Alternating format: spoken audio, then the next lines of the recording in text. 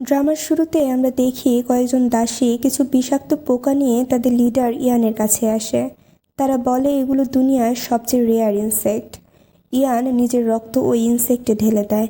তখন সেখান থেকে একটি বাটারফ্লাই বের হয়ে এসে তার পিঠের ভেতরে ঢুকে যায় এবং নিজের চিহ্ন রেখে যায়। এক দাসী বলে, আপনার শরীর সবচেয়ে পবিত্র শরীর, আপনি চাইলে যত খুশি তত সন্তান জন্ম দিতে পারেন, তাহলে আপনি পিস ব্লসমের জন্য সময় নষ্ট করছেন কেন? তখন লিডার ইয়ান বলে, পিস ব্লসম এমন একটি রেয়ার ইনসেক্ট যার কারণে শরীর থেকে নিজস্ব এক ধরনের সুগন্ধ বের হয়, আর পুরুষেরা খুব বেশি আকৃষ্ট উত্তেজিত অনুভব করে। আজ আমি এই জিনিসটা ব্যবহার করব, আর আজই আমি আমার এক পুরনো বন্ধুর সঙ্গে দেখা করতে যাব। পরের দৃশ্যে আমরা দেখি রাজা তার শরীরে থাকা ইয়াং নামক বিষের প্রচণ্ড ব্যথায় যন্ত্রণায় কাতরাচ্ছে। মন্ত্রী তাকে বলে, যদি আপনি কোনো পবিত্র নারীর সঙ্গে সম্পর্ক করেন তাহলে আপনার শরীর পুরোপুরি বিষমুক্ত হয়ে যাবে। কিন্তু রাজা বলে, আমি প্রিন্সেস জিয়াং ছাড়া অন্য কোনো নারীকে স্পর্শও করব না, তাই তোমরা কোনো বিষ্টের রক্ত নিয়ে এসো। ঠিক তখনই ইয়াং সেখানে পৌঁছে যায় এবং রাজাকে বলে, আমাকে এদের হাত থেকে বাঁচান। রাজা তার চোখের আঘাতে দুই সৈন্যকে পরাজিত করে দেয়। ইয়াং তার জীবন বাঁচানোর জন্য রাজাকে ধন্যবাদ জানায়। ঠিক তখনই রাজা ইয়ানের শরীরের সুগন্ধে আকৃষ্ট হয় এবং ভাবে, কেন এই মেয়েটার শরীরের ঘ্রাণ আমি এত বেশি উত্তেজিত অনুভব করছি। ইয়ান বলে, আমি তোমার বিষ দূর করতে পারি, তুমি চাইলে আমার রক্ত নিতে পারো। কিন্তু রাজা তাকে চলে যেতে বলে। তবুও ইয়াং নিজের কাঁধ এগিয়ে দেয়। রাজা তার কাঁধে কামড় দেয়, এতে সে কিছুটা আরাম পায় এবং অচেতন হয়ে পড়ে। ইয়ান ভাবে সে রিবার্থ নিয়েছে। তার আগের জন্মে রাজা ও জিয়াং কেবল তাকে বিষ দূর করার জন্য ব্যবহার করেছিল। জিয়াং কালো জাদু করে ইয়ানের 4টি পবিত্র সন্তানই নিজের করে নিয়েছিল এবং নিজের ছেলেদের জায়গায় ইয়ানের সন্তানকে বদলে দিয়েছিল। এই কারণে ইয়ানকে মেরে ফেলা হয়েছিল। এই জীবনে সে প্রতিশোধ নিতে এসেছে। সে বলে, জিয়াং, তুমি খুব প্রাউড ফিল করেছিলে যে রাজা তোমার পাশে আছে, কিন্তু এবার আমি এই প্রাসাদের রানী হব। আমি রাজাকে তোমার কাছ থেকে ছিনিয়ে নেব, তার ভালোবাসাও কেড়ে নেব, আর আমার 4টি সন্তানকে নিরাপদে জন্ম দেব এবং তোমার কালো জাদু থেকে তাদেরকে রক্ষাও করব। পরের সিনে দেখি মন্ত্রী দেখায় যে রাজাকে প্রভাবিত করা বিষের প্রভাব নিজে থেকেই কিছুটা কমে গেছে এবং যে মেয়েটি তার বিষ দূর করতে পারে তার ছবিও দেখায়। রাজা ছবি দেখে বুঝতে পারে এই তো সেই মেয়ে যে তার জীবন বাঁচিয়েছিল। মন্ত্রী বলে, আপনি যদি মেয়েটির সঙ্গে ইন্টিমেট হন তাহলে আপনার বিষ পুরোপুরি দূর হয়ে যাবে। কিন্তু রাজা বলে, আমার মন তো শুধু জিয়াংয়েরই। মন্ত্রী বলে, আমি জানি, কিন্তু আপনি যদি মেয়েটির সঙ্গে না থাকেন তাহলে 1 বছরের মধ্যেই আপনার মৃত্যু হবে, আর আপনি কোনো নারীকে স্পর্শও করতে পারবেন না। রাজা বলে, যদি এটাই একমাত্র উপায় হয় তাহলে ঠিক আছে, যেভাবেই হোক আমি এই মেয়েটিকে প্রাসাদে নিয়ে আসব। এরপর আমরা দেখি দাসিয়ানকে বলে যে রাজপ্রাসাদের রক্ষীরা তাকে সব জায়গায় খুঁজছে, খুব শিগগিরই তাকে প্রাসাদে ডাকা হবে। তাহলে সে নিজে থেকে সামনে যাচ্ছে না কেন?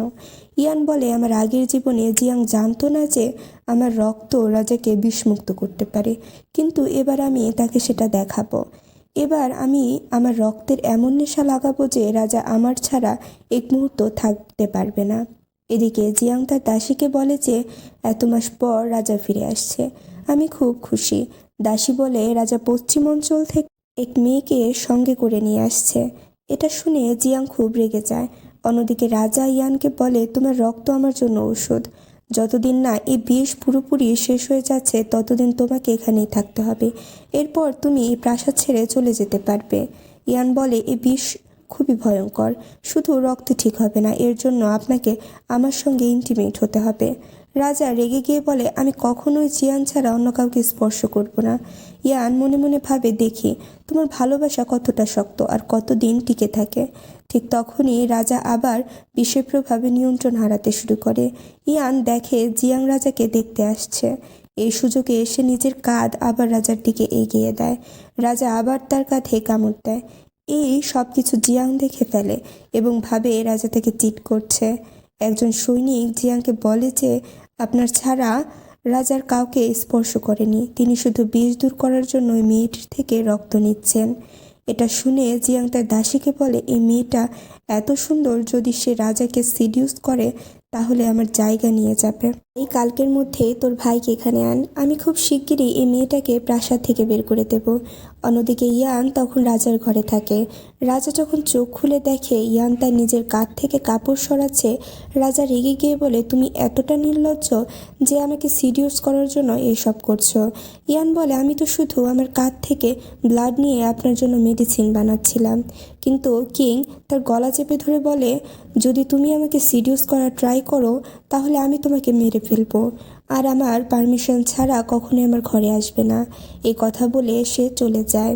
এরপর দাসী ইয়ানকে বলে, কিং জিয়ানকে খুবই ভালোবাসে, প্রাসাদের জিয়ান স্পেশাল ট্রিটমেন্টও পায়।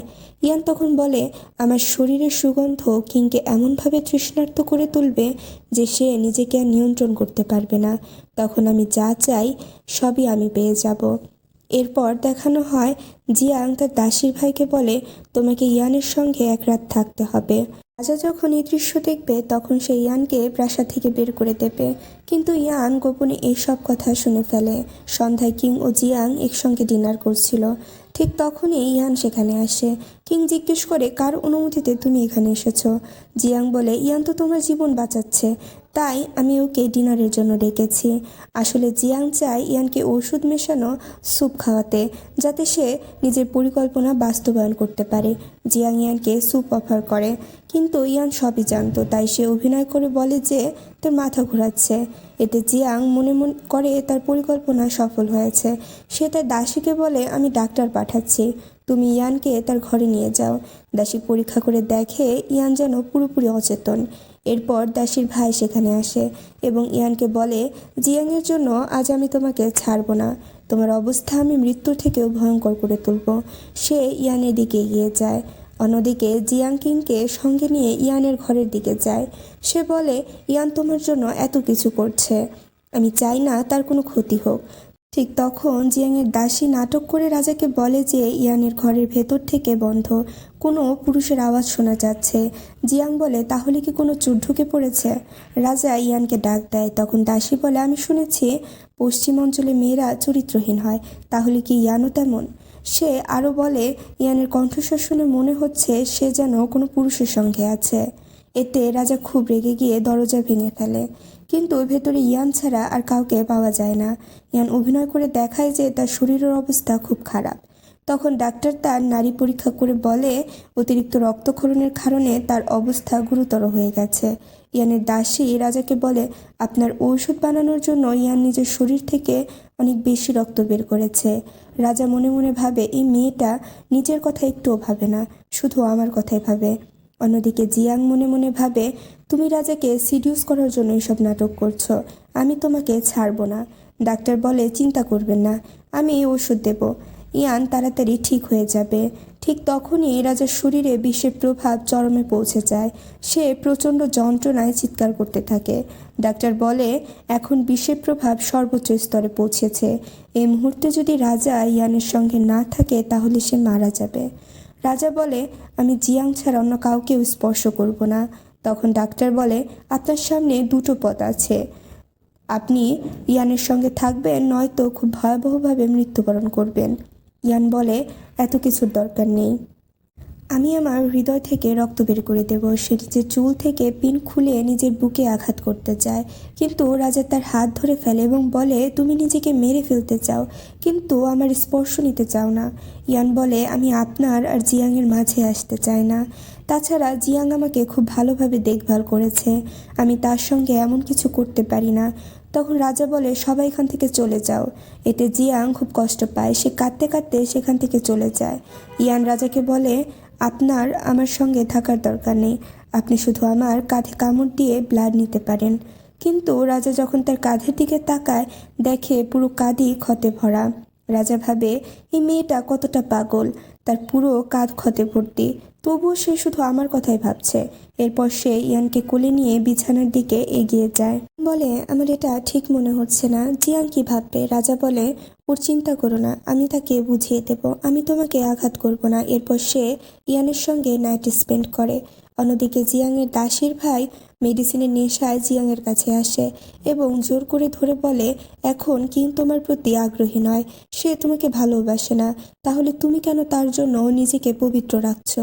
জিয়াং বলে, আমি তার ওয়াইফ, আমাকে স্পর্শ করতেও সাহস করো না। কিন্তু মেডিসিনের নেশায় সে জিয়াংয়ের কোনো কথাই একদমই শুনে না এবং জোর করে তার সঙ্গে সম্পর্ক স্থাপন করে এবং তার সঙ্গে নাইট স্পেন্ড করে। পরের সকালে রাজা যখন ইয়ানকে দেখে তখন ইয়ান ঘুমের মধ্যে তাকে ভাই হুড বলে ডাকে। এতে রাজার হঠাৎ মনে পড়ে যায় যুদ্ধের সময় তার চোখে আঘাত লেগেছিল, তখন এক মেয়ে তার প্রাণ বাঁচিয়েছিল। সে মেয়েটিকে প্রতিশ্রুতি দিয়েছিল যে তাকেই সে বিয়ে করবে এবং একমাত্র সেই মেয়েটি তার স্ত্রী হবে। আসলে সেই মেয়েটি ইয়ান ছিল। রাজা তাকে চেনার জন্য একটা পেন্ডেন্টও দিয়েছিল, কিন্তু রাজাকে বাঁচানোর তাড়াহুড়োতে সে পেন্ডেন্ট ঘটনাস্থলেই পড়ে যায়, যেটা পরে জিয়াং তুলে নেয়। এর ফলে রাজা মনে করে জিয়াংই তাকে বাঁচিয়েছিল এবং তাই সে জিয়াংকে বিয়ে করে। বর্তমান সময়ে ফিরে এলে রাজা ইয়ানকে জিজ্ঞেস করে, এইমাত্র তুমি আমাকে কি নামে ডাকলে? ইয়ান কিছুই জানে না, তাই সে বলে, আমি কিছুই জানি না, আপনি হয়তো ভুল শুনছেন। এরপর সে বলে, এখন তো আপনার বিষ সেরে গেছে, আমি এই প্রাসাদ থেকে চলে যাব। রাজা বলে, তুমি কি আমাকে এতটাই ঘৃণা করো যে এই প্রাসাদে থাকতেও চাও না? ইয়ান বলে, এমনটা না, আমি শুধু চাই না আপনার আর জিয়াংয়ের সম্পর্কের মধ্যে কোনো সমস্যা হোক। রাজা বলে, এই বিষ এত তাড়াতাড়ি পুরোপুরি সেরে যাবে না, যখন সম্পূর্ণভাবে ঠিক হবে তখন তুমি চলে যেও। অন্যদিকে জিয়াং ওয়ানকে বলে, গত রাতে তুমি নেশার ঘরে আমার সঙ্গে জোর করে সম্পর্ক স্থাপন করেছ। ওয়ান বলে, ওষুধের কারণে তার কিছুই মনে নেই। জিয়াং বলে, তুমি যদি এখনই এখান থেকে সরে না যাও তাহলে রাজা তোমাকে আর আমাকে মেরে ফেলবে। ঠিক তখনই কিং জিয়াংয়ের সঙ্গে দেখা করতে আসে। ওয়ান লুকিয়ে পড়ে আর জিয়াং এমন ভান করে যেন কিছুই হয়নি। রাজা বলে, শৈশব থেকেই তার এই বিষের সমস্যা আছে, তাই সে ইয়ানের সঙ্গে নাইট স্পেন্ড করেছে। জিয়াং বলে, এখন তো এই রোগটা সেরে গেছে, তাহলে কি তুমি ইয়ানকে চলে যেতে দেবে? কিং বলে, না, এখন সেই মেনশনেই থাকবে, কারণ বিষের প্রভাব পুরোপুরি শেষ হয়নি। জিয়াং বলে, সে তো খুব সুন্দর, তাহলে কি তুমি আমাকে ভালোবাসা বন্ধ করে দেবে? বলে, তুমি আমার প্রাণ বাঁচিয়েছ, আমি সেটা কখনো ভুলবো না, তাই তুমি আমার ওয়াইফ থাকবে। জিয়াং মনে মনে ভাবে, রাজাকে আমি বাঁচাইনি, কিন্তু এই সত্য আমি কখনোই রাজাকে জানতে দেব না। এরপর দেখা যায় জিয়াংয়ের দাসী ইয়ানকে খাওয়ার জন্য শুধু ফ্রুট দেয়। ইয়ানের দাসী বলে, শুধু ফল খেয়ে সে কিভাবে সুস্থ হবে? দাসী বলে, তার রক্ত কিংয়ের মেডিসিনে ব্যবহার করা হচ্ছে, তাই সে এতটুকুই খাবে। আর রাজার আদেশ প্রতিদিন ইয়ানের ব্লাড দিতে হবে। ব্লাড নেয়ার পর সেটা সে বাগানে গিয়ে ফেলে দেয়। দাসী বলে, প্রিন্সেসের আদেশ, প্রতিদিন ইয়ানের ব্লাড নিয়ে ফেলে দিতে হবে। ইয়ানের দাসী এসব দেখে ইয়ানকে জানায় এবং বলে, আমি কিংকে সব বলে দেব। ইয়ান বলে, তুমি বললে কি রাজা সেটা বিশ্বাস করবে? উল্টো তোমাকেই দোষী বানানো হবে। এরপর দেখা যায় রাজা এবং জিয়াং একসঙ্গে বসে আছে। জিয়াং তাকে ড্রিঙ্ক অফার করে বলে, আমরা অনেকদিন একসঙ্গে সময় কাটাইনি, আজকে তুমি আমার ঘরে থাকবে। রাজা রাজি হয়। জিয়াং যখন তার কাছে যেতে যায় তখন রাজার চোখে জিয়াংয়ের জায়গায় ইয়ান ভেসে ওঠে। সে জিয়াংকে ধাক্কা দিয়ে সরিয়ে দেয় এবং তার মনে ইয়ানের কাছে যাওয়ার প্রবল ইচ্ছা জাগতে থাকে। রাজা ইয়ানের ঘরে যায়। সেখানে দাসী ইয়ানকে বলে, আপনি কেন কিংকে বলেন না যে প্রিন্সেস আপনার রক্ত নষ্ট করছে? ইয়ান বলে, জিয়াং যদি এটাই চায় আমি দেব, আমার কাছে সেও রাজার মতো ইম্পর্ট্যান্ট। এই কথা রাজা শুনে ফেলে এবং ভাবে, মনে হচ্ছে আমি তোমার প্রেমে পড়তে শুরু করেছি। তখন ইয়ান বাইরে চলে আসে। আপনি এই সময় এখানে কেন? রাজা বলে, জিয়াং তোমার সঙ্গে এমন করছে, তুমি আমাকে কেন বলনি?